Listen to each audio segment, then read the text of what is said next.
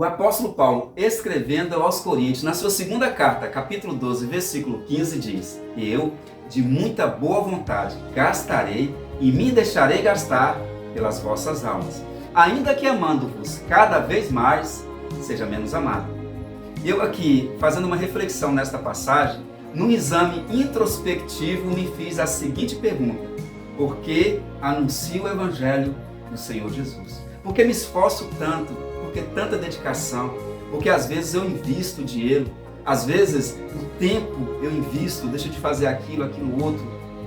Por que eu me fiz essa pergunta? E por que é importante nós pregadores nos fazermos esta pergunta? Simplesmente porque há muitos anunciando o Evangelho atrás da fama.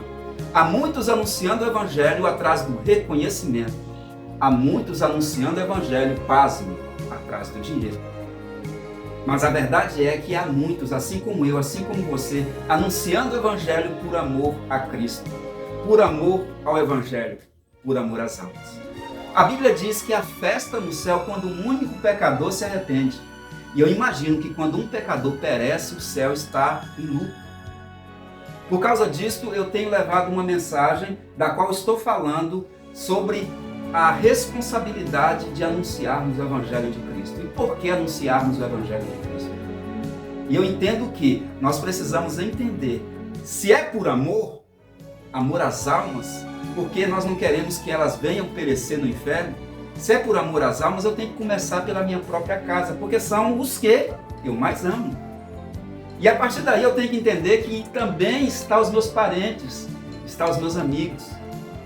E eu faço uma conjectura lá em Atos, capítulo 1, versículo 8, onde Jesus Cristo diz que a virtude do Espírito Santo iria vir sobre eles e eles seriam testemunhas, tanto em Jerusalém, como em toda a Judéia, Samaria e até os confins da terra.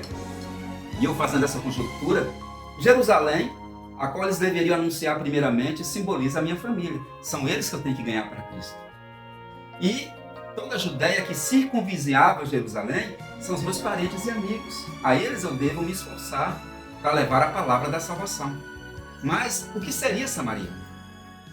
O que seria, agora o que é mais importante, Samaria? Essa aqui é difícil, porque Samaria não descia na garganta dos judeus. Eles tinham ódio do samaritano. Eles não conversavam com o samaritano. Quando eles iam para Galiléia, existiam dois caminhos. E eles escolhiam o caminho mais longo para não passar por Samaria. Porque por Samaria o caminho era bem mais perto. Mas para não ver um samaritano, eles passavam de largo.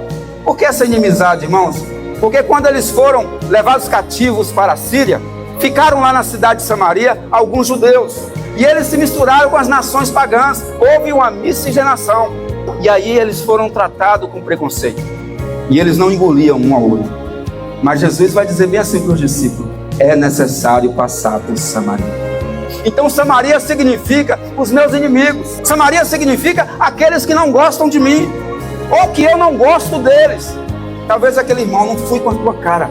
Jesus está mandando nós amarmos os nossos inimigos. Mateus capítulo 5, versículo 45, ele diz: amai aos vossos inimigos, bendizei aos que vos maldizem, fazei bem aos que vos odeiam e orai pelos que vos maltratam e vos perseguem. Para quê? Para que sejais filhos do vosso Pai que está no céu. O que ele está dizendo com isso? Se você não amar o seu inimigo, não há lugar para você com meu Pai nos céus. É uma barreira que nós precisamos quebrar.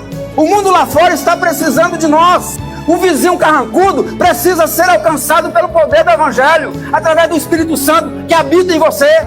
Porque Deus, Ele mandou nós amarmos aqueles que não nos querem bem.